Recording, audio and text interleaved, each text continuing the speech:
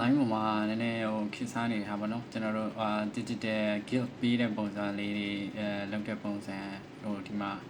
ကျွန်တော် sample ပြတာပေါ့နော်ဆိုရင်ဒီလိုမျိုးလေးပေါ်မယ်ပေါ့နော်ကျွန်တော်တော့ hacking style နဲ့နည်းနည်းလေးအဲ့လိုရေးထားပါတယ်ဒီကတော့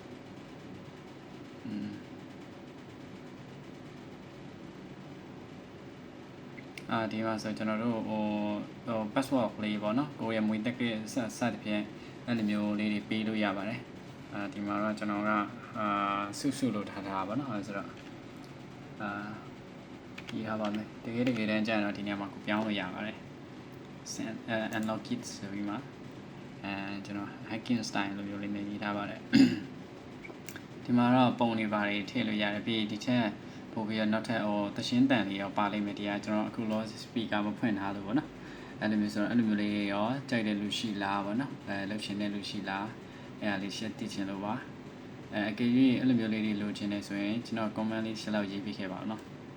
ကျေးဇူးပါ